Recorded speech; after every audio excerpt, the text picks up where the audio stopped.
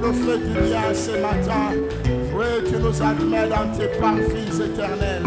Sois béni, Seigneur. Sois glorifié, éternel notre Dieu. Seigneur, ton peuple est réuni ce matin pour un seul but, t'adorer. Tu nous as créés pour t'adorer. Nous vivons pour t'adorer. Nos cœurs battent pour t'adorer. Nous avons hâte de t'offrir notre adoration. Éternel, il est fort, il est bon pour nous de t'adorer. Toi le Seigneur des Seigneurs, toi le Roi des Rois, toi le champion des champions, le champion toute catégorie, celui qui n'a perdu aucune bataille, celui qui a gagné avant, pendant et après. Tu as gagné tout le combat qui t'était proposé. Tu es inébranlable, tu es inégalable, tu es immuable, inchangeable, imbattable, indomptable. Tu es le Dieu de gloire, le roi de gloire, le Seigneur puissant et redoutable, le Dieu de cette église, celui que nous adorons, le Dieu de la parole éternelle. Sois béni encore ce matin, car tu nous fais du bien, Seigneur. Agrée notre adoration ce matin. Agrée nos louanges. Accepte nos actions de grâce, Seigneur, car nous sommes reconnaissants. Sans toi, nous ne sommes rien. C'est par toi que nous pouvons tout, Seigneur notre Dieu. Tu nous as donné de la valeur. Autrefois sans valeur. Aujourd'hui, nous avons la valeur d'un prince. La valeur d'une princesse. La valeur des fils de roi. Grâce à toi, grâce à l'œuvre de Golgotha, grâce à l'œuvre du Calvaire, sois béni Jésus, sois glorifié. Ton peuple est réuni. Parle à ton peuple, Seigneur. Nous t'écoutons au nom de Jésus. Amen. Est-ce que tu peux offrir une bonne offrande d'acclamation, une offrande d'acclamation à Jésus? Alléluia. Merci Seigneur. Amen. Gloire au Seigneur. Dieu est bon. Et en tout temps, lorsque le temps change, Dieu reste bon. Alléluia. Lui ne change pas, mais il change tout. Alléluia. Maman, habari ya papa Idelphonse. Kiloko papa, binatenkamana kiloko. Kanisa limuombea jana. Umwambie tuko na muombea, Mungu atamutunza. Alléluia. Gloire au Seigneur. Alléluia. Bien-aimé, nous avons un Dieu puissant. Un Dieu vivant. Plus vrai que toi. Si toi tu es vrai, Dieu est plus vrai que toi. Il est invisible mais présent. Il est invisible mais il agit. Et il va changer l'histoire de quelqu'un ce matin. Alléluia. Nous vous saluons au nom puissant et merveilleux de Jésus-Christ, vous qui avez choisi de venir adorer et écouter la parole au temple de la parole ce matin. Soyez donc les bienvenus, accueillis par le Saint-Esprit lui-même. Sentez-vous à l'aise dans la maison de votre Père. Alléluia. Nous saluons aussi nos amis qui nous suivent par les médias, notre église virtuelle. J'aime toujours le dire, nous ne vous connaissons peut-être pas, mais Jésus-Christ vous connaît. Il connaît vos problèmes, il connaît vos soucis et il est la solution à votre problème. Faites-lui confiance, même à travers les médias. L'onction n'est pas limitée. Dieu peut te guérir là où tu es, Dieu peut te sauver, Dieu peut te consoler maintenant même. Au nom de Jésus-Christ. Alléluia. Que le nom de Jésus soit béni. Les violents s'emparent du royaume des cieux. C'est le thème que nous partageons depuis le jeudi. Et ce thème va nous prendre 21 jours. N'oubliez pas, nous sommes dans notre programme de jeûne et prière. De 21 jours que nous avons commencé depuis le jeudi. Depuis le jeudi passé. Ça fait maintenant aujourd'hui le 4e jour où nous sommes dans ce marathon. J'ai dit, le marathon est différent d'une course de fond. Dans la course de fond, c'est la rapidité qui compte. 100 mètres, 200 mètres, les plus rapides gagnent. Mais dans les marathons, ce n'est pas les plus rapides, c'est les plus endurants qui gagnent. C'est lui qui endure jusqu'à la fin. C'est lui qui va jusqu'à la fin. C'est lui qui peut courir même lentement, lentement mais sûrement, lentement mais sûrement, et il ne recule pas. Alléluia. Oui, bien-aimés, nous sommes dans ce thème du royaume. Nous parlons du royaume qui doit être pris, possédé, ravi par ceux qui sont appelés violents. Pour ceux qui n'étaient pas là le premier jour, je vais rapidement définir le concept.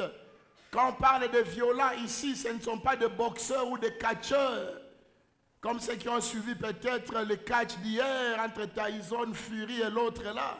Non, je ne parle pas de cette violence-là. Nous parlons de la violence spirituelle. Ce n'est pas la violence d'aller arracher le bien d'autrui, d'aller prendre les femmes d'autrui parce que vous êtes fort et riche. Non, ce n'est pas la violence de réussir par la tricherie ou la corruption. Non, nous parlons d'une violence spirituelle. Alléluia. Donc les violents, bien-aimés, qu'est-ce que nous avons dit sur les violents? C'est-à-dire violent, c'est celui qui agit avec une force non contenue. C'est quelqu'un qui déploie une grande force pour accomplir une action. Un violent ne recule devant rien. Un violent, il a un objectif à atteindre et tant qu'il n'a pas atteint son objectif, il n'abandonne pas. Voilà ce que nous avons dit sur les violents. Les violents, c'est celui qui agit avec détermination. Les violents, ce sont les femmes et les hommes qui savent ce qu'ils veulent et ils font tout pour l'obtenir. Est-ce que vous savez ce que vous voulez? Savez-vous pourquoi vous vivez? Connaissez-vous le but de votre vie? Si vous ne connaissez pas le but de votre vie, vous ne serez pas violent. Parce qu'un violent a un but à atteindre. Alléluia. Il s'est dit, je dois arriver là. Tant que je ne suis pas arrivé là, je ne peux pas être à l'aise. Il y a beaucoup de gens qui vivent sans but, sans projet. Ils se réveillent le matin, ils mangent, ils boivent, ils dorment, ils se réveillent le lendemain. Non, l'homme n'est pas venu pour manger et boire. La Bible même nous dit que le royaume des cieux, ce n'est pas les manger et les boire. Nous le verrons plus tard. Non! Le manger et le boire n'est qu'un carburant qui doit permettre à la machine appelée homme d'accomplir une mission. Il y a une mission dans ta vie, frère. C'est pourquoi tu ne peux pas tuer pour manger. Tu ne peux pas voler pour manger. Tu ne peux pas te prostituer pour manger. Parce que tu es plus que la nourriture. N'est-ce pas que Christ a dit, vous valez plus que la nourriture. Vous valez plus que les vêtements. Votre Père Céleste sait de quoi vous avez besoin. Et il vous en donnera au temps convenable. Alléluia. Donc les violents sont de ceux qui se déterminent. Ils se donnent un objectif à atteindre et ils ne reculent devant rien. Nous avons lu Ésaïe 62, le verset 1er. Ça, c'est l'esprit d'un violent. Il dit, pour l'amour de Sion, je ne me tairai point. Pour l'amour de Jérusalem, je n'aurai pas de repos jusqu'à ce que, voilà. Le violent a un terme qui le conduit jusqu'à ce que. J'ai dit les violents, c'est un jusqu'au boutiste. En Afrique, alléluia. Les violents n'acceptent pas la demi-finale. Les violents n'acceptent pas la finale. Mais les violents acceptent. Ah, tu n'as pas bien écouté. Les violents n'acceptent pas la demi-finale. Oh, j'ai été à la demi-finale. Non, ils n'acceptent même pas la finale. Les violents n'acceptent que la coupe. S'il ne gagne pas, il est malheureux. Alléluia. Et nous sommes des violents. Parce qu'en tant qu'enfants de Dieu, nous sommes de la race des vainqueurs. Nous ne pouvons pas abandonner. Nous ne pouvons pas lâcher. Le diable peut s'élever, on s'en fout. Celui qui est en nous est plus fort. Il est plus grand. Il est plus puissant que celui qui est dans le monde. Donc, nous devons conquérir. En tant que violents, nous devons conquérir. Après, nous avons défini le mot s'emparer. On a dit le violent s'empare. S'emparer, c'est quoi? Selon les dictionnaires, c'est saisir quelque chose. Saisir. Ce n'est pas seulement toucher. Il y en a qui touchent les bénédictions de Dieu. Dieu te bénit seulement un peu et puis après tu perds ce que Dieu t'a donné. Je ne parle pas de cela. Tu goûtes un peu au mariage et puis le divorce vient. Tu donnes naissance à un enfant et puis l'enfant meurt. Tu restes sans enfant. Non, bien-aimé, il y a un temps pour perdre. Mais avec Dieu, il y a un temps pour conserver. Saisir, c'est devenir maître de ce que Dieu vous a donné. Si Dieu vous a établi directeur, vous devez être maître dans cet office-là. Pas un directeur qui tremble, il ne sait pas ce qu'il doit faire, il a peur. Oh, on va me démettre demain. Voilà pourquoi tu cours vers l'occultisme pour la protection de ton poste. Mais le violent, c'est que ce n'est pas un poste, c'est le poste de Dieu. Et le Dieu qui lui a donné le poste gardera le poste à sa place. Même s'il va en mission, il laisse les clés, il laisse tout. Il n'a pas peur qu'on balaye dans son bureau, car il y a les yeux de l'Éternel qui veillent sur son bureau. Il a déjà saisi. Il a saisi et il ne veut pas s'en débarrasser. Saisir, nous l'avons dit aussi selon la version d'Arby, c'est ravir. Ouais, le mot ravir. Le mot ravir fait appel à la force. Ravir, ce n'est pas prendre. Et pour ravir, il faut être plus fort que celui qui a la chose. Alléluia. Bien aimé, sachons que dans notre chemin, vers notre royaume, vers notre terre promise, vers notre Canaan, il y a un géant appelé Satan. Alléluia. Il sera là pour s'opposer à toi. Il va combattre ta destinée. Il va vouloir te décourager. Mais si tu es un violent, tu sauras comment ravir ce qui est à toi. Alléluia. Tu sauras maintenir ce qui est à toi. Qu'est-ce que nous avons dit encore sur ravir? Nous avons pris l'exemple de Genèse 32, 24 à 30. L'histoire de notre ami Jacob. Jacob qui a saisi l'Éternel. Je ne lis pas parce que vous n'étiez pas là la semaine, vous allez lire à la maison. Nous avons lu. Jacob a saisi l'Éternel. La Bible dit Jacob a lutté avec l'ange de l'Éternel toute la nuit. L'ange même lui dit, mais laisse-moi partir. Il fait déjà jour. Seigneur, n'acceptez pas d'ajouter des années. J'ai 49 ans, j'ai 50 ans, j'ai 60 ans. Et que votre vie est dans la médiocrité. Il faut dire, comme si le jour arrive, tu dois d'abord me bénir. Ah, tu n'as pas compris. Oh, tu n'as pas compris. Jacob, parce que Dieu lui dit, le jour arrive. Normalement, le jour est symbole de paix, symbole de repos, symbole de joie. La Bible dit avec la nuit il y a les pleurs, avec le jour vient la joie. Mais Jacob n'a pas besoin de la joie sans la bénédiction. Bien-aimé, ne cherchez pas la joie en dehors de la bénédiction de l'Éternel. Et il a dit, je ne te lâcherai pas jusqu'à ce que tu m'aies béni. Béni. Bien-aimé, mieux vaut vivre peu et bien que vivre beaucoup et mal. Je le répète, mieux vaut vivre peu et bien que vivre beaucoup dans l'humiliation. Prenons l'exemple de notre maître. Il a vécu combien d'années sur la terre? 33 ans, très jeune. Mais quel impact? Quel impact? Mais ici, nous avons des gens qui ont 70 ans. Quel impact? Quel impact? Moi, j'ai 50 ans. Quel impact par rapport à Christ? J'ai pleuré de ces jeunes, encore rien fait. 50 ans, c'est beaucoup sur la terre, mais qu'est-ce que tu fais de tes 50 ans? 22 ans, ma fille, c'est beaucoup. Mais qu'est-ce que tu fais de ces 22 ans? Non, n'accepte pas le jour sans la bénédiction. C'est pourquoi notre ami Jacob a refusé les jours qui venaient. Dieu lui propose, le jour vient, laisse-moi, non, reste avec ton jour, mais moi je vais être béni. Et la Bible dit ce jour-là, il est béni. Il dit ton nom ne sera plus Jacob, qui veut dire fraudeur, ton nom sera Israël, qui veut dire prince et roi avec l'Éternel. Alléluia. Et troisième concept que nous avions défini, c'était le mot royaume. Nous avons dit le royaume est un État dirigé par un roi. C'est une région, une contrée dont le roi règne. Et dans le royaume, il n'y a pas de démocratie. C'est la loi du roi qui fait office de loi du pays. Ce que le roi veut, plutôt, ce que le roi veut, c'est ce que nous devons faire. C'est ça, le royaume. Alors, si nous parlons du royaume, notre royaume s'appelle le royaume des cieux. Et qui en est le roi? C'est le roi des rois, le Seigneur des seigneurs, Jésus-Christ de Nazareth.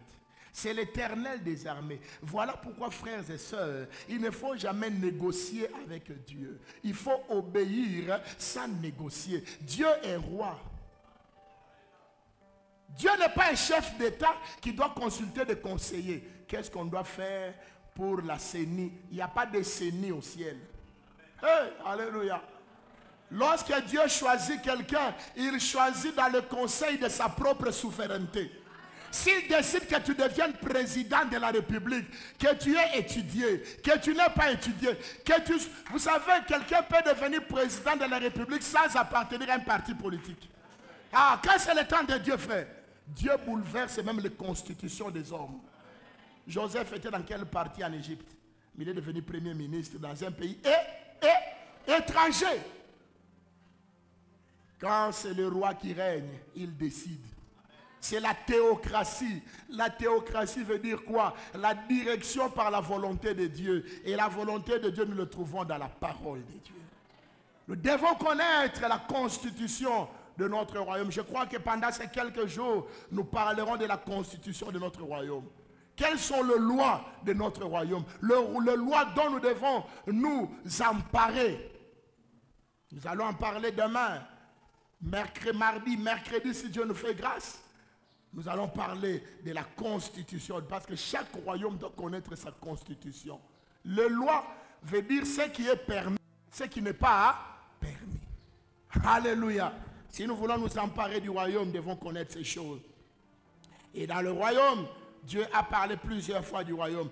Un verset m'a beaucoup attiré en matière du royaume. 2 versets. Romains 14, le verset 17. Romains 14, 17 nous dit, car le royaume des cieux ne consiste ni à manger, ni à boire, mais dans la justice, la paix et la joie par le Saint-Esprit. Il n'y a pas royaume sans le Saint-Esprit. Le Saint-Esprit est l'agent publicitaire du royaume des cieux. Le Saint-Esprit est l'agent enrôleur du royaume des cieux. Si vous voulez vous enrôler dans le royaume des cieux, il faut passer devant le Saint-Esprit. Et le Saint-Esprit agit comment? Il agit au moyen de la repentance. La Bible dit, lorsqu'il viendra, il convaincra le cœur en ce qui concerne le péché, le jugement et la justice. Et si ces 3 choses s'accomplissent en toi, tu deviens membre du royaume. Et là, tu fais partie maintenant de la race des vainqueurs. Car c'est une race particulière. C'est une race contraire.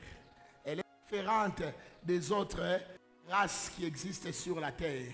Alléluia. Oui, bien aimé, nous devons posséder ces royaumes. Nous devons nous emparer par la violence. J'ai dit, la vie chrétienne n'est pas une vie facile. N'attendez pas que le diable vous fasse des cadeaux. Non. Regardez, même les lois naturelles, ce sont des lois qui demandent la force pour les vaincre.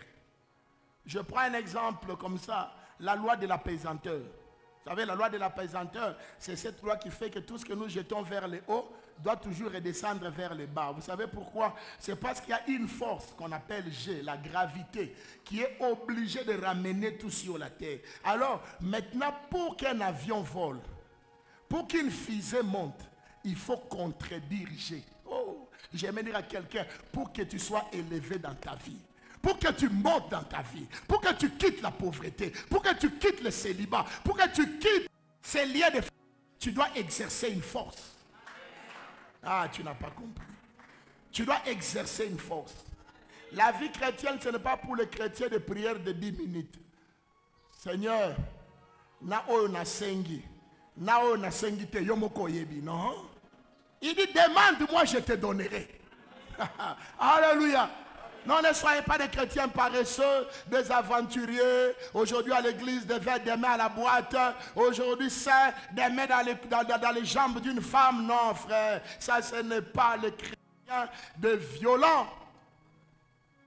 Les violents sont déterminés. Ils ont une race particulière et ils défendent leur race. Vous savez, si on doit définir les mots race, la race, c'est un groupe d'individus qui ont des caractères communs. On les reconnaît par leur caractère. Une race, on n'a même pas besoin de poser la question, tu es de quelle race?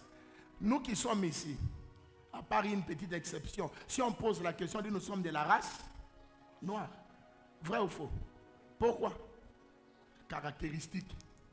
Maintenant, toi, tu dis de la race du royaume des cieux, mais on te voit en train de t'enivrer là-bas.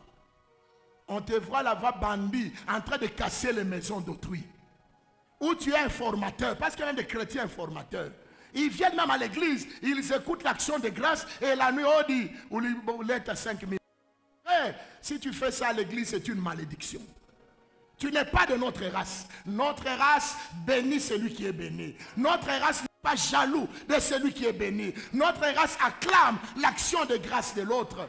Il ne fait pas de complot contre l'autre. Tu n'es pas de la race. Ce n'est pas une affaire d'église. C'est une affaire de gènes. Vous savez, les gènes en biologie, ce sont les éléments communs à un groupe d'individus. Moi, je ressemble à mon père. Ce n'est pas d'abord à cause de mon teint ou de ma forme. Ça commence à l'intérieur. Génotype.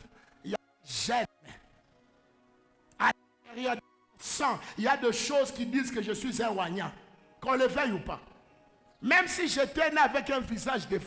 Écoutez, même si je passais par un accident, sans effet, ça n'arrivera pas au nom de Jésus. J'enlève cet exemple-là. Alléluia. Parce qu'il faut bien parler sous l'onction. Hein. Même s'il arrivait que, même si je vieillissais, ah, ça c'est normal. Il faut savoir parler, frère. Dédi, il faut savoir parler. Il y en a qui sont là pour écouter ce que tu as dit pour sans effet. Alléluia. Même si je vieillissais et que mon visage ne ressemble plus à mon père, lorsqu'on va prélever mon sang, oh, j'aimerais dire à quelqu'un, ton apparence peut-être ne ressemble pas à Dieu. Parce que tu es malade, parce que tu es faible, parce que tu es pauvre, tu n'as pas l'argent, tu n'es pas marié. Les gens se moquent de toi. Ce n'est que l'apparence. Mais dans ton sang, il y a le sang de Jésus. Oh, j'aime ça. J'aime ça. C'est le génotype qui qualifie la nature de quelqu'un. Oh, moque-toi de moi aujourd'hui. Quelqu'un dit Kanganga. Non, bien aimé, qu'on se moque de toi aujourd'hui. Ce n'est qu'un temps, ce n'est qu'une étape, ce n'est que l'apparence. L'apparence, l'apparence. Mais en toi circule le sang du roi des rois, le sang du Seigneur des seigneurs, le sang de Jésus. Tu es de la race des vainqueurs. Tu es de la race des vainqueurs, frère. Ne te décourage pas. Peut-être le diable te fait croire que tu perds ton temps. Depuis que tu as commencé à prier, les choses ne changent pas. Donc, dis-lui, Seigneur Satan, donne-moi un peu de temps. Satan t'acclamera. Vous savez, il y a certains miracles, même le diable même se dit, en tout cas, si je n'ai rien à faire. Apa ni para Mungu, ni mpikie toi ta mikono. Ata ya kapuni. Même ton ennemi t'acclamera, même par jalousie. Alléluia. Parce que les magiciens ont essayé de lutter avec le royaume des cieux. Il y avait le royaume des ténèbres contre le royaume des cieux. Serpent, serpent. Mouche, mouche. Ceci, cela. Mais il y a un miracle. Quand ce miracle-là, la Bible dit les magiciens ont fait leur sorcellerie, leur sortilège. Ils ont fait leur formule, les cantations. Ils ont échoué. Ils sont allés dire à leur maître, ici, c'est le doigt de Dieu. Oh, je déclare que le doigt de Dieu touche ta vie. Et les hommes vont changer de langage. Que le doigt de Dieu touche ta situation. Il y a un temps pour être comme tout le monde. Mais bientôt, le temps de ta différence arrive. Le temps où on saura que tu es de cette race-là. De cette race de vainqueurs. Cette race de violents. C'est plus l'intérieur qui nous caractérise, frère. Voilà pourquoi nous devons beaucoup travailler notre vie spirituelle. Développons plus notre vie de prière. C'est ça notre caractéristique réelle. Prions beaucoup. Lisons beaucoup la Bible. C'est ça la nourriture de notre véritable homme. Parce que notre vrai nous, il est à l'air. Je vous donner l'exemple. Le sang qui est à moi, c'est le sang de mon père. Mon père peut même renier la grossesse. Oh non! Je ne suis pas ton géniteur, je ne suis pas ton père. Allez, allez, toka coule. On va seulement là-bas. Le sang ne trompe jamais. Frère, je vais dire à quelqu'un, sois calme, tranquille. Le sang va prouver que tu es innocent. Alléluia. Parce qu'il y a des femmes tellement machinales, des femmes tellement machiavéliques, on a tout frère, on a qu'un moyen. On a tout bien, on a moulandi à tout membre. Avec notre justice d'aujourd'hui, la justice du plus fort. Magistrat, non frère, c'est toi. Parce qu'on a balaka, comme on a ni pas, na mouta beba. Magistrats, craignez l'Éternel. Arrêtez de punir les innocents. Parce qu'il y a un vrai magistrat, le magistrat céleste qui vous punira en votre temps. Que ces choses changent dans notre pays. Trop d'innocents sont en train de pleurer en justice. Même si c'est le cas, on te fait payer des choses. Paye, mais dis-leur ces mêmes choses. Est-ce qu'on peut aller essayer le sang?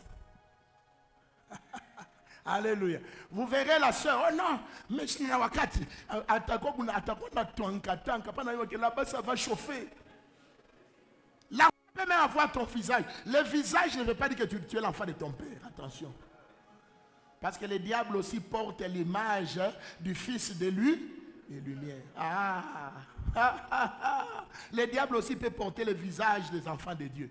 D'ailleurs, la Bible dit dans Job 1:1, les fils de Dieu étaient venus vers l'Éternel et Satan aussi était. Donc ici aussi il y a des.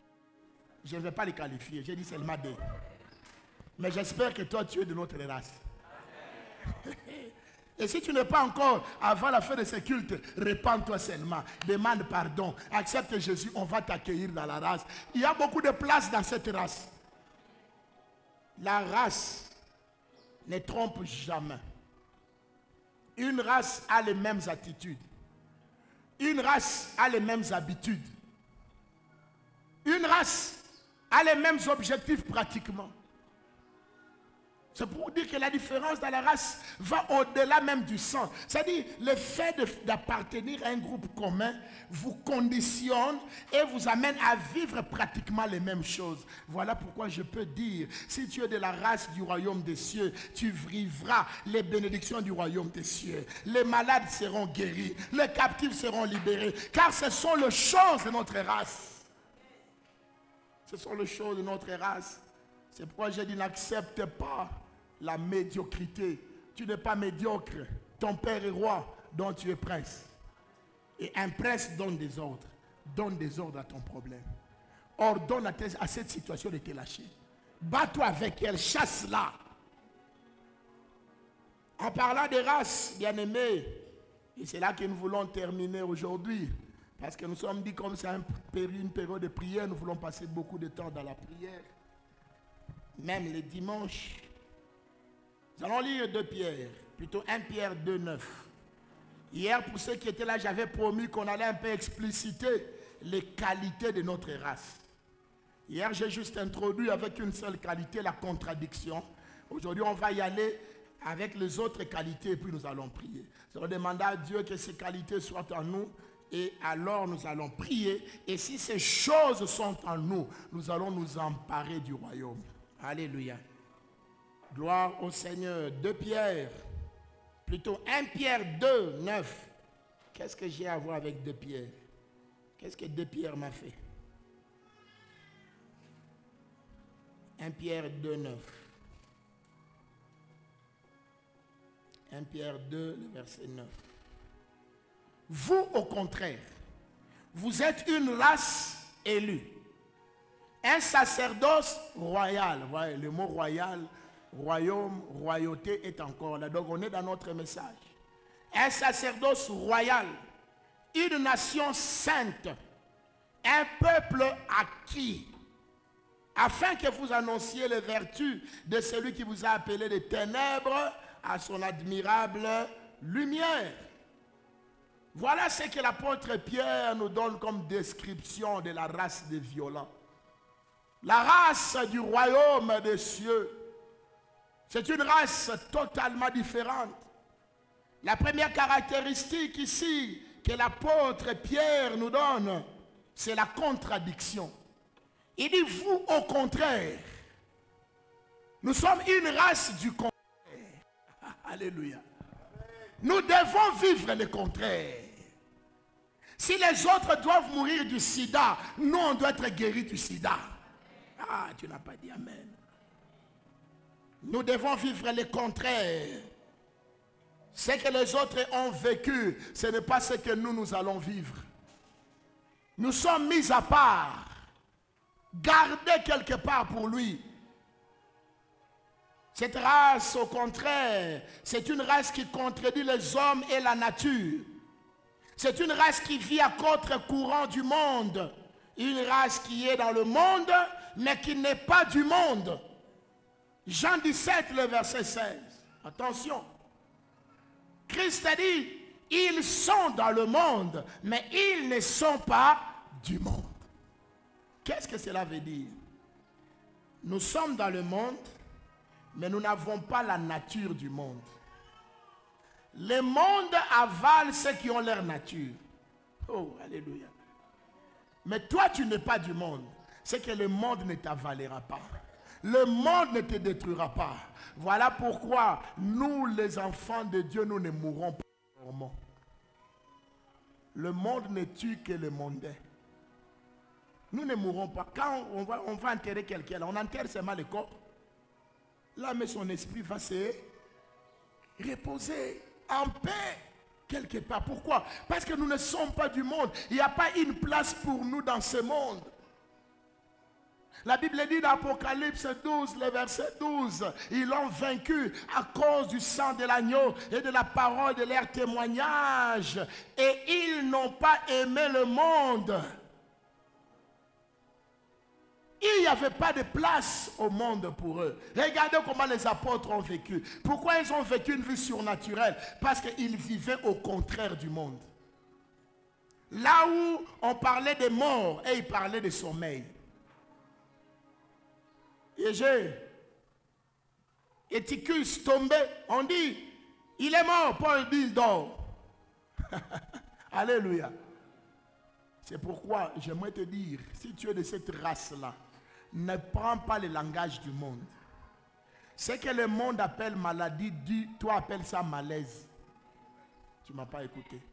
Oh papa, je suis malade. Tu n'es pas malade, j'ai des malaises. Parce que quand vous qualifiez déjà quelque chose, il y a un esprit attaché à cette qualification. Oh, j'ai la tension. Esprit et tension, j'ai senti comme une perturbation. Ah. Les malaises peuvent être guéris. Mais la maladie risque de devenir votre quotidien. Le langage de la race.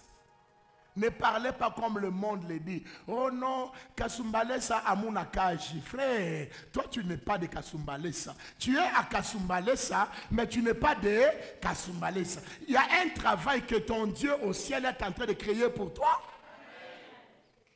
Pourquoi nous voulons être comme tout le monde? Je l'ai dit hier, Dieu nous a créés différents. N'acceptez jamais de vivre l'histoire de quelqu'un d'autre. Moi j'ai toujours en tout cas mon histoire est différente des autres. Je l'ai toujours dit, même dans ma famille. Je leur ai dit, écoutez, la seule chose qui nous unit, c'est le sang là. Mais en réalité, dans le monde spirituel, moi et vous, nous sommes différents. Des rails qui ne vont jamais se rencontrer. J'ai mon histoire à moi. Et mon histoire ne sera jamais l'histoire d'un autre. Ce qui est arrivé à l'autre, dans les mêmes conditions que moi, ne m'arrivera pas.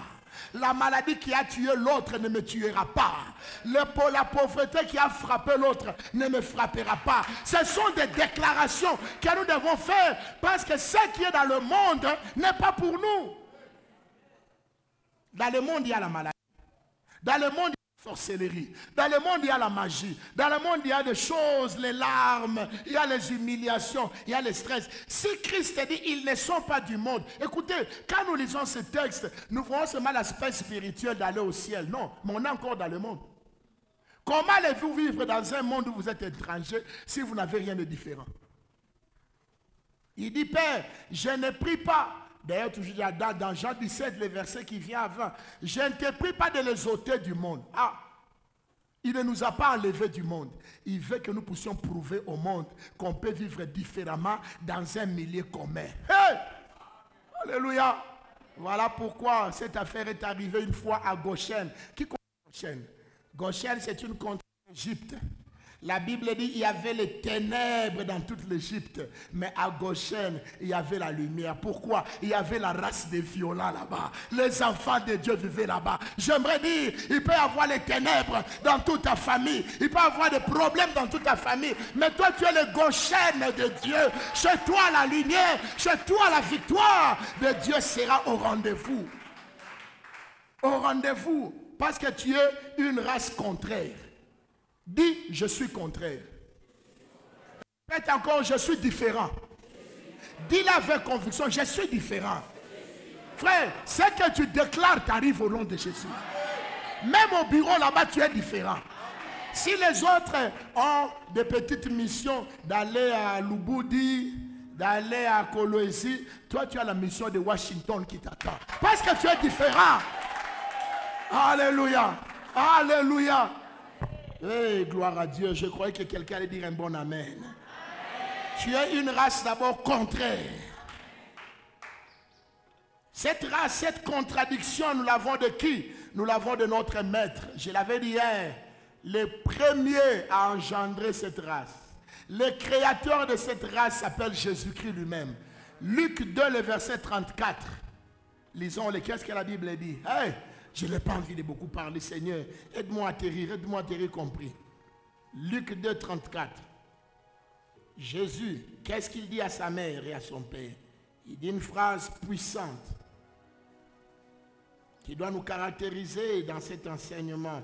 Pendant ces 21 jours, nous devons vivre la contradiction. Les médecins ont témoigné la guérison. Là où les hommes avaient dit c'est fini pour toi, elle ne se mariera jamais. Je disais même à 60 ans, quelqu'un va te mettre la bague au doigt. C'est ça l'esprit de contradiction.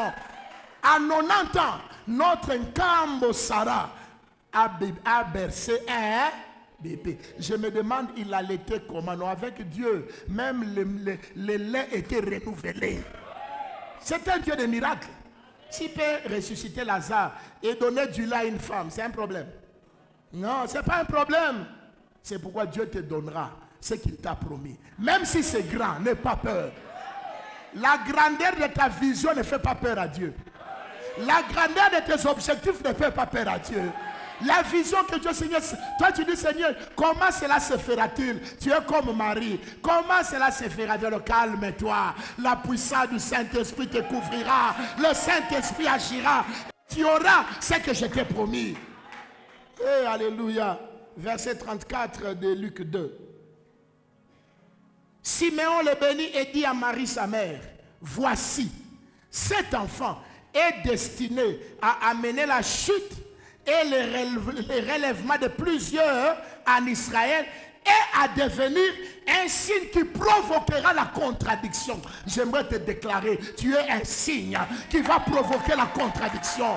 Même si dans ta tribu, personne n'a atteint ce niveau, toi tu vas atteindre. Tu seras le premier de ta tribu à atteindre ce niveau.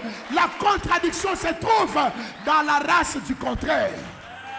Vous, au contraire, la contradiction veut dire contredire ce que les gens ont dit. Les gens avaient dit autrefois, quand tu étais fumeur de chanvre, ces garçons, il n'y a rien. Frère, je te dis, rentre à l'université même à 40 ans. Avec Dieu, tu finiras. Tu seras docteur à 60 ans. Et ton doctorat va crier plus. Ne te décourage pas. Ils vont changer de langage. Car la contradiction est en ceux qui sont à Jésus. Il dit pour pasteur, le temps est déjà passé. Ce n'est pas encore trop tard tant que tu respires. Tant que tu respires, tu peux changer le langage des hommes. Tu peux contredire ton père. Tu peux contredire ton oncle. Tu peux contredire même le Congo. Non, on peut contredire le Congo. Un homme avec Jésus. Tu peux contredire le Congo. Alléluia. On dit de Jésus qu'il est un signe qui provoquera la contradiction. Contradiction avec contraire. Tu es de la race de contraire. Voilà pourquoi quelquefois nous subissons le contraire.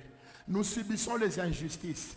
Nous subissons des fois des moments difficiles. Oui, c'est parce que la nature et le diable veulent tester notre contradiction. N'ayez pas peur. Quand vous passez par le moment difficile, on veut seulement tester ce qui est en vous. Ce qui est en vous va se manifester. Ils vont changer de langage. Vous serez vainqueurs. Alléluia. Deuxième qualité de cette race. C'est une race élue. Waouh. Ce n'est pas une race du hasard.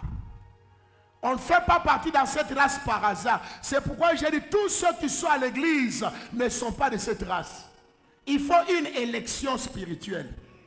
Il faut l'élection de Dieu. Ce n'est pas une élection où Dieu fait avec les anges. Non, il le fait dans sa souveraineté. On dit vous êtes une race élue. Élu par qui? Pas par les hommes, pas par les anges. Élu par votre Créateur. Alors, qu'est-ce que nous faut comprendre par cette race élue? Nous sommes une race élue par le Seigneur Dieu lui-même. C'est le Seigneur dans sa souveraineté qui choisit qui il veut pour faire de lui ce qu'il veut. Pendant combien de temps il veut, dans quel milieu il veut. Nous sommes des pions entre les mains du Seigneur. Alléluia. Lisons Romains chapitre 9, 6 à 16. C'est un verset assez doctrinal, je ne vais peut-être pas aller en profondeur, mais je vais quand même dire quelques mots. Un jour qu'on va enseigner sur ça, on ira en profondeur. Romains 9, 6 à 16, ça parle de l'élection. Romains 9. Je vais prendre juste un aspect qui m'a intéressé. Les autres aspects, par la grâce de Dieu, nous le verrons. Romains 9, 6 à 7. Ce n'est point à dire que la parole de Dieu soit restée sans effet. Car tous ceux qui descendent d'Israël ne sont pas Israël. Je vous ai dit, hein, tous ceux qui sont à l'église ne sont pas de l'église. Ça confirme ce que j'ai dit. Hein? Même tous ceux qui descendent d'Israël, Paul dit qu'ils ne sont pas Israël. Oh, c'est fort. Ouais. Paul, qu'est-ce que tu veux nous enseigner ici? Et pour être la postérité d'Abraham, ils ne sont pas tous ses enfants. Mais il est dit, en Isaac sera nommé pour toi une postérité. C'est-à-dire que ce ne sont pas les enfants de la chair qui sont enfants de Dieu, mais que ce sont les enfants de la promesse qui sont regardés comme la postérité. Voici en effet la parole de la promesse. Je reviendrai à cette même époque et Sarah aura un fils. Qu'une femme stérile saisisse cette prophétie au nom de Jésus. Ah, tu n'as pas saisi, je passe. Et il en fut ainsi. Et de plus, il en fut ainsi de Rebecca qui conçut du seul Isaac notre père. Car, quoique les enfants ne fussent pas encore nés et qu'ils n'eussent point ni bien, qu'ils n'eussent fait, ni bien ni mal, afin que le dessein d'élection, vous voyez le mot élection est là, afin que le dessein d'élection de Dieu subsista, sans dépendre des œuvres. Dieu ne nous choisit pas à cause de nos œuvres, frère. Dieu nous choisit à cause de sa souveraineté. Voilà pourquoi, je vais le dire en Swahili, ule uko mulevi leo, kesho anaweza kuwa mtumishi ya Mungu. Ule uko bandi leo, ne le jetez pas trop en enfer rapidement. Dieu peut le sauver. Demain, il peut devenir apôtre. C'est Dieu qui choisit, non pas à cause des œuvres, mais à cause de sa souveraineté. J'aimerais dire aussi à quelqu'un, tu es peut-être chrétien, mais tu te bats avec un péché. Tu as envie d'abandonner, mais tu n'arrives pas. Ne te décourage pas. Demain, ça changera. Tu auras la victoire. Demain, Dieu te bénit. Dieu peut te choisir malgré tes faiblesses. Ah oui, Dieu peut te choisir malgré ses faiblesses. Ce n'est pas moi qui dis. La Bible dit l'élection de Dieu ne dépend pas des œuvres. Ce n'est pas parce que je crains Dieu que Dieu m'a choisi. Dieu m'a choisi avant que je sois né. N'est-ce pas, on dit les enfants n'étaient même pas encore nés. Nous devons comprendre Dieu, frères et sœurs. Souvent nous limitons Dieu. Non, Dieu n'agit qu'avec telle catégorie de gens. Non, Dieu peut nous surprendre. Quelqu'un a dit au ciel nous serons surpris. Il y a certaines personnes qu'on avait envoyées en enfer au ciel. Un jour, je prêchais ce message quelque part il y a longtemps. J'ai dit, on risque de voir Mobutu au ciel. Les gens crient, non! J'ai dit, qu'est-ce que vous savez? Est-ce que vous connaissez la dernière seconde de Mobutu avec Dieu? Dieu est miséricordieux. Il est lent à la colère. Il est riche en bonté. Dieu peut pardonner. S'il a sauvé les brigands à la croix, combien de secondes? Est-ce que ces brigands avaient gagné les âmes? Est-ce que ces brigands s'étaient baptisés? Est-ce que ces brigands avaient fréquenté une église? Est-ce que ces brigands s'étaient sanctifiés? Non. Il a seulement reconnu qu'il était Seigneur et Jésus lui a dit, aujourd'hui, tu seras avec moi dans le paradis. J'ouvre cette porte pour toi. Toi qui viens encore dans le péché, aujourd'hui, tu peux entrer dans le royaume. Aujourd'hui, si tu te répands, si tu prends la décision de suivre Jésus, il va effacer ton ardoise. Il va effacer tous les enfants que tu avais avortés, ma fille. Il va effacer toutes les personnes que tu avais agressées au nom de son amour. Cela ne dépend pas de l'œuvre. Sans dépendre des œuvres, Nous sommes au verset 11. Et par la seule volonté de celui qui appelle. Il fit dire à Rebecca, l'aîné sera assujetti au plus jeune. C'est pourquoi il ne faut pas qu'il y ait de jalousie dans l'église. C'est Dieu qui choisit qui sera au-dessus des autres. Avant même que l'enfant ne naisse. Si ton frère est béni, il a acheté une nouvelle voiture, ne sois pas jaloux. Cette voiture va t'aider le jour de la pluie. Tu sais, quand tu es jaloux, hein, tu vas accepter de te mouiller par Mobola Teti. Non, je parle pas loin. Son inde. Unashikia haya mimi nilimushimanga kama mimi ningia, sabe kama uningia kumotoka mtu nilimushimanga utashikia mamiba iko na kutwanga. Tu seras pas à l'aise. Non. Ton arrêt c'est à la douane, mais tu vas descendre chez magistrat Michel. Baboni chez toi, c'est pourquoi ne combattez pas la bénédiction de l'autre. Vous serez mal à l'aise. Bénissez les autres afin que vous soyez aussi bénis. C'est pourquoi il est dit ici, Dieu avait décidé, le jeune sera plus puissant que le grand. Lisons encore, vous allez comprendre ce texte, il est très intéressant. Il fut dit à Rebecca, l'aîné sera assujetti au plus jeune. Selon qu'il est écrit, j'ai aimé Jacob et j'ai haï Isaïe.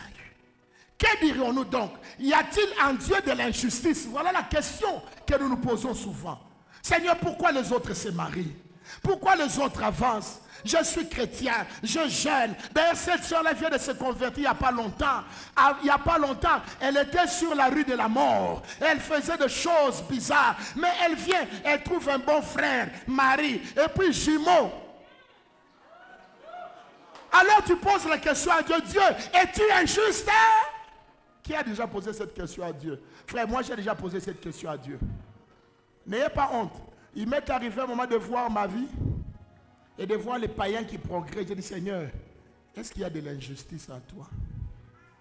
Pourquoi pas moi? Pourquoi je ne peux pas avoir ça? Bien aimé, nous avons traversé des moments difficiles dans notre vie. Ça n'a pas toujours été comme ça, frère. On a connu des moments où vous ne savez pas ce que vous allez manger, où vous allez dormir. Il y a des moments où nous pouvons manger la bouillie de maïs, on met du sel parce qu'on n'a pas l'argent d'acheter du sucre. Oui, oui, nous qui vous parlons. Et des fois tu dis, Seigneur, mais je te crains. Et vous savez, à l'époque où vous craignez Dieu comme ça, un de mes grands frères vient avec son passeport. Je le ressemble. Il habite en Europe. Il a la nationalité canadienne. Non, tu voyages à ma place. Moi, je vais déclarer que j'ai perdu mon passeport. Je lui ai dit, je ne peux pas trahir mon Dieu. J'ai dit, eux, ce sont... Moi, je n'étais pas encore pasteur. Je n'ai 4 mois dans les cercles. J'ai dit, eux, ils font ça, mais moi, je ne suis pas eux. Je suis d'une race contradictoire. Frère, acceptez le fois de refuser les avantages pour prouver votre race. Et aujourd'hui, ces grands frères-là me respectent comme tout. Quand je vais à Kin, il me dit moi-même, choisis quelle voiture tu vas rouler avec. Lui-même, alors que personne, même les frères qui sont encore païens, ne touchent à sa voiture. Les gens se tournent. Oh, viens te voir dans un livre. Mais non, nous dominons même les occultés. Alléluia. Parce qu'il a reconnu que je suis face contraire. Ne vous laissez pas séduire toujours parce que votre bénédiction vient. Vous pleurez aujourd'hui, mais vous ne pleurerez pas demain. Y a-t-il de l'injustice en Dieu? Je réponds à cette question. Est-ce que tu as l'impression que Dieu est injuste? Soyons un peu sincères. Je m'arrête un peu là. Nous sommes enfants de Dieu. Est-ce que des fois dans les choses qui t'arrivent, tu ne remarques, même si tu ne les dis pas tout haut, mais au fond de ton cœur, tu as l'impression d'accuser Dieu? Seigneur, pourquoi tu avais pris mon père? Pourquoi mon père est mort? Et que moi je ne sais plus évoluer. Pourquoi tu as pris mon mari? Pourquoi tu as pris ce seul bébé que tu m'avais donné? Dieu, tu es... Vous savez, comme on aime Dieu, on ne le dit pas. Mais dans les cœurs, on le dit. Seigneur, tu es bon. Vous avez compris le geste? Seigneur, je t'ai béni. Au fond du cœur, de dire, Seigneur, tu m'as déçu. Mais comme tu crains Dieu, bon, Seigneur, tu ne déçois jamais. Non, il n'y a pas d'injustice en Dieu. Ce que tu as raté aujourd'hui, il te prépare quelque chose de plus grand demain. Ce que tu as perdu aujourd'hui, il est allé les repréparer. Il va te redonner. Ces bébés que tu as perdus t'amènera des jumeaux dans une année. Au nom de Jésus. Parce que Dieu n'est pas injuste, mais il est souverain. Nous allons comprendre sa souveraineté. Loin de là, ça c'est Paul qui nous répond. C'est-à-dire, Paul dit Dieu n'est pas injuste. Loin de là, car il dit à Moïse, je ferai miséricorde à qui je fais miséricorde. Et j'aurai compassion de qui j'ai compassion. Ainsi donc, le verset 16, cela ne dépend ni de celui qui veut, vous voyez. Devenir, ce que nous voulons devenir ne dépend pas de nous. Souvent on nous prêche, déclare ce que tu veux devenir. Frère, même si tu déclares, c'est bien de déclarer, mais laisse l'accomplissement à la souveraineté de Dieu. Il y en a que je connais avaient déclaré, ils ne vont pas mourir jusqu'à Jésus va venir, on les a déjà enterrés. C'était des hommes de Dieu. Bon. Oh, Dieu m'a dit, moi Jésus reviendra, me trouvera vivant. Mais on l'a déjà enterré. Attention aux déclarations. Les églises de déclaration, frère. Ah, je serai la tête et non la queue. C'est bien. Mais laissez les résultats à la souveraineté de Dieu. Peut-être tu seras la tête dans un autre domaine, pas dans le domaine que toi tu veux. Le problème, c'est que nous choisissons le domaine de notre gloire. Ce n'est plus à nous de choisir. C'est Dieu qui doit choisir à notre place. S'il est notre Père, il connaît le meilleur pour nous. La Bible dit, cela ne dépend pas de celui qui veut, ni de celui qui court, mais de Dieu qui fait miséricorde. Bien-aimés, dans la vie, après avoir tout fait, vous avez donné vos dîmes, vous êtes fidèles, saints, vous criez Dieu, vous servez Dieu. Ce n'est pas une obligation pour que Dieu vous donne ce que vous lui avez demandé. Dieu reste souverain de vous garder dans cette situation pendant un temps. Il n'y a pas de marchandage. Notre vie avec Dieu, ce n'est pas un commerce. Seigneur, je te donne ma sainteté, donne-moi l'argent. Non. Qui va commercer avec Dieu? Le souffle de Dieu d'abord, dont tu vas acheter ça. La santé qu'il te donne là, tu vas acheter ça. Non. Il nous donne comme il veut, frères et sœurs. Un chrétien qui a grandi, il comprend la souveraineté de Dieu. Il sait que dans certains événements, ce n'est même pas moi qui agis, c'est Dieu qui agit. Et lui, sa part, c'est d'obéir. Même si il arrive, vous savez, un bon chrétien mature arrive au niveau de Shadrach, Meshach et Abednego.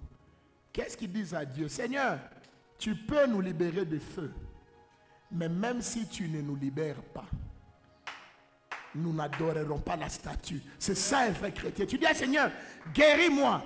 Mais même si tu ne me guéris pas, je vais mourir dans la foi. Alors, vous n'aimez pas ça, c'est pourquoi vous ne dites pas Amen. Hein? C'est ça l'équilibre de la Bible. Quittez les faux enseignements qui disent les chrétiens ne tombent pas malades. Frère, bongo.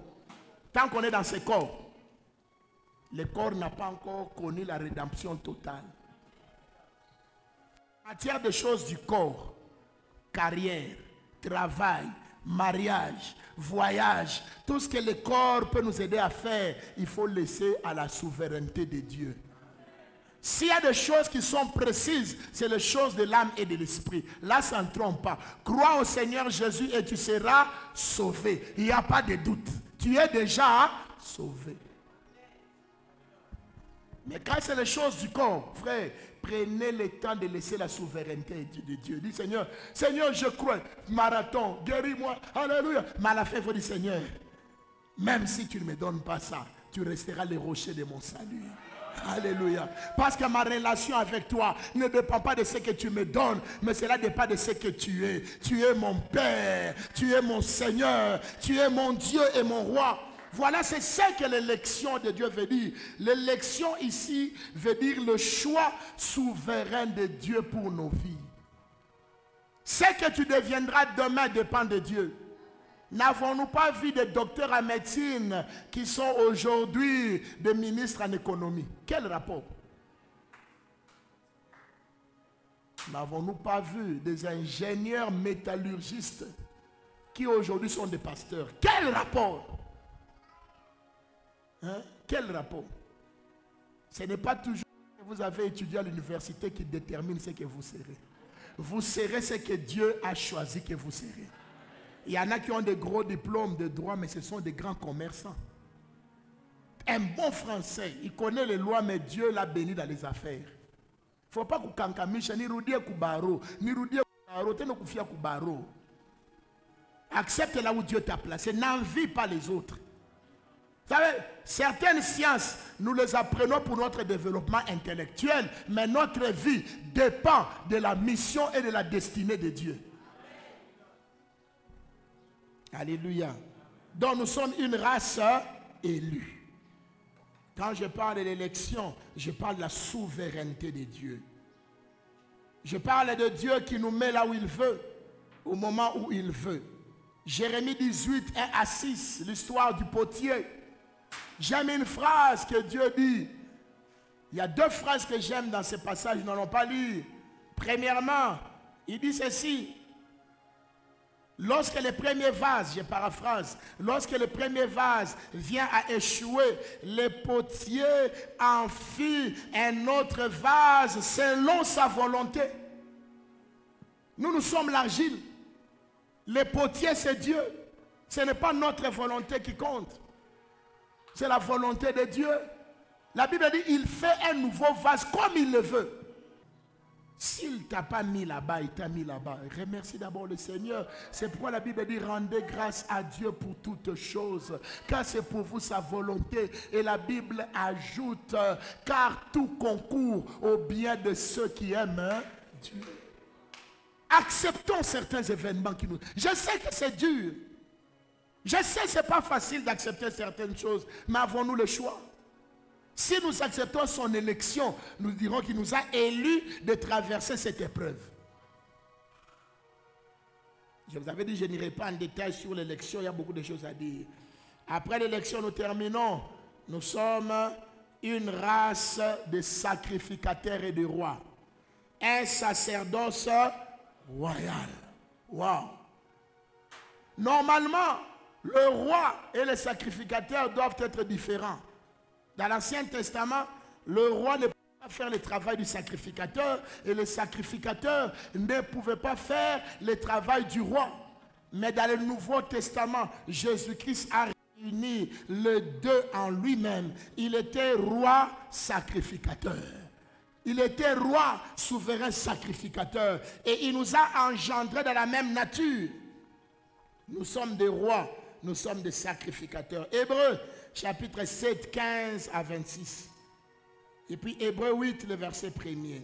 Wow, il y a beaucoup de choses à dire ici, je ne vais pas lire. On continuera peut-être la prochaine fois quand nous serons là dans les marathons. Mais j'aimerais que nous lisions seulement Hébreux 8, 1, qui est plus facile à lire, et 1 Pierre 2, 5. Hébreux 8, 1 et 1 Pierre 2, 5. Pour voir c'est quoi maintenant notre sacrificature. En quoi sommes-nous des prêtres? En quoi sommes-nous des rois? Je vous ai donné Hébreux 7, que vous allez lire de 15 à 26. Vous irez lire à la maison. Et puis Hébreux 8, 1. Et 1 Pierre 2, 5. Hébreux, chapitre... J'ai dit Hébreux, chapitre 8, 1. Voilà, merci. Le point capital de ce qui vient d'être dit, ce qui vient d'être dit dans le chapitre 7, vous allez lire, comprendre c'est quoi ce qui a été dit. Le point capital de ce qui vient d'être dit, c'est que nous avons un tel souverain sacrificateur qui s'est assis à la droite du trône de la majesté divine dans les cieux. Nous avons un souverain sacrificateur qui a un trône. Ça veut dire qu'il est sacrificateur et il est roi. J'allais vous parler de l'ordre de Melchisedec, mais ça on en parlera pendant les marathons. Ça demandera du temps d'expliquer. Parce que nous sommes sacrificateurs, non pas selon l'ordre d'Aaron. C'est selon l'ordre de Melchisedec en Jésus-Christ. Nous allons comprendre cet ordre. Comment est-ce que cela agit? Alors lisons pour terminer 1 Pierre 2, 5. Si nous sommes des sacrificateurs, Un sacrificateur doit offrir des sacrifices, n'est-ce pas? N'est-ce pas? Quel est le sacrifice que nous offrons alors? 1 Pierre 2, 5. 1 Pierre 2, le verset 5e. Et vous-même, comme des pierres vivantes, édifiez-vous pour former une maison spirituelle. Un saint sacerdoce. Sacerdoce veut dire tout simplement sacrificature. Donc c'est pratiquement les mêmes mots dans un autre sens. Afin d'offrir des victimes spirituelles. Ouais. Nous offrons des victimes, premièrement, spirituelles.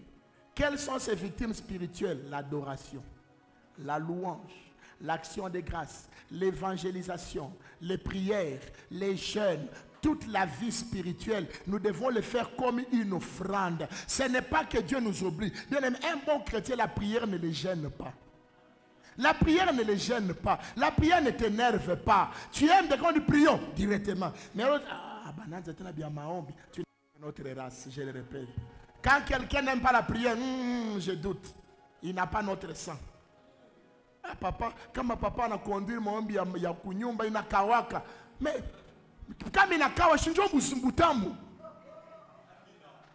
il y en a qui disent à papa, quand toi tu conduis, ça traîne, papa. Non, vous n'avez pas encore compris le secret de la prière. La prière change l'histoire des hommes. Donc nous offrons d'abord des sacrifices spirituels. Notre adoration. Bien aimé, nous adorons sans condition. Que je sois malade ou en bonne santé, je vais adorer. Que je sois chômeur ou que je travaille, je vais adorer. En tant que sacrificateur, c'est mon travail. Il ne faut pas dire, Seigneur, non, non, tu m'as dessus. Je n'irai pas à l'église. Tu n'es pas sacrificateur. Un sacrificateur se présente à son poste volontairement parce qu'il a été choisi par Dieu, pas par les hommes. Deuxième offrande, on dit, nous offrons des victimes agréables. Les offrandes maintenant qui doivent être agréables, c'est quoi? C'est une offrande volontaire. Quand vous donnez l'argent, donnez de manière agréable. Quand vous s'aimez avec joie, ne murmurez pas. Ça, on parle maintenant des offrandes naturelles. Parce qu'on a parlé de sacrifices spirituels et de sacrifices agréables. Ne donnez pas à Dieu des choses chétives. Papa David nous a enseigné le mercredi. Il dit, si tu donnes à ton roi un animal boiteux, est-ce qu'il va t'accueillir favorablement? Mais des fois, nous trouvons même dans les paniers de l'argent cassé. Ma coutenia n'a valeur. Oui, nous devons le dire, nous sommes en famille. Est-ce que vous honorez ces rois en donnant cet argent-là? Quelqu'un donne même un faux billet. On a déjà trouvé des faux billets. Là, on est là. Elles sont là, les gens qui comptent l'argent. J'en ai dans mon tiroir. Je garde sciemment pour prier. Je dis, Seigneur, que cet homme change. Oui, des offrandes agréables. Des choses qui nous coûtent cher. Nous sommes dans la construction. Nous sommes en train de nous battre pour mettre les tôles. Bien aimé, continuons encore à donner aussi des victimes agréables. Tu prends 5 000 $, tu amènes à l'église va changer. Vous avez déjà vu, nous ne bouffons pas votre argent travaille. Et très bientôt, vous verrez les fruits de votre argent. Ceux qui ont regardé derrière, n'est-ce pas que vous avez vu que la charpente est finie par derrière? On attend que les tôles, et les tôles sont déjà en route, je vous informe. Les tôles viennent. Dans moins de 10 jours, vous verrez les tôles déjà ici. Ça, il n'y en aura plus. Ça, il n'y en aura plus. Nous serons dans notre, oh là là, dans notre contradiction. Alléluia. Des offrandes agréables à Dieu. Par qui? Par Jésus-Christ. Pas des offrandes volées. Pas des offrandes acquises dans la prostitution. Je le dis. C'est ce que Dieu m'a dit. Nous offrons des offrandes agréables par Jésus-Christ. C'est des offrandes que Jésus agrée et puis nous nous offrons. Ça fait peut-être mal à quelqu'un. Bon, on doit le dire. On ne doit pas vous flatter, on doit vous dire la vérité. Parce que nous voulons que vous soyez bénis. La bénédiction, c'est de marcher dans la vérité, pas dans la flatterie. Nous sommes des vaillants. Nous sommes des violents. Mais nous sommes des sacrificateurs. C'est ça notre race. Une race contraire.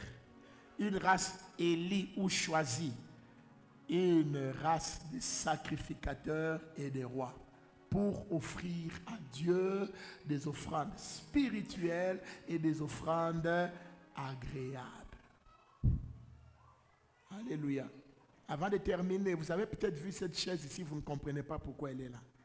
Il y a un frère, je ne sais pas lequel, que Dieu le bénisse, qui a offert cette chaise. Il a dit non, pour que les pasteurs se mettent là devant. Mais je me suis dit, je ne peux pas moi-même me mettre sur un trône ici, alors que mes collaborateurs seront sur d'autres chaises. Donc, si vous êtes touchés, notre Père Amani, nous les recevons demain. Ici, à De la Paix, on vend ces chaises. On peut acheter. Si nous avons 3, on peut déjà mettre ici, ou les 4. Mais pas avec les roues, hein, parce que les roues, on m'a dit ça, c'est pour le bureau. Hein, sinon, vous allez voir les pasteurs commencer à bouger là-bas. Au pasteur, ni binini na mbamba, ni mipeto. Alléluia. Donc, c'est aussi, j'ai amené ça Siyama, j'ai ça depuis plus d'un mois. Mais j'ai refusé cet honneur de m'asseoir seul. J'aimerais que tous les staffs qui dirigent les cultes, nous ayons les mêmes chaises. Alors, si ça vous touche, vous pouvez aussi une bonne chaise, des chaises comme ça, bien, on peut s'asseoir là-bas. Surtout que demain, nous recevons notre Père, le pasteur Amani, qui viendra prêcher. S'il s'assoit sur une bonne chaise, tu seras béni. C'est une collecte libre. Mais pour qu'on achète les mêmes modèles, va voir les prix, viens nous dire. Si tu as l'argent, donne-nous l'argent pour la chaise. Nous-mêmes, nous irons acheter et nous dirons cela là. Mais pour les frères qui avaient donné, je ne sais pas s'il est là, parce que sa bénédiction, c'était que le pasteur s'assoie. Alors frère, je me suis assis. Tu es déjà béni au nom de Jésus. Alléluia. Lèvons-nous, nous allons prier.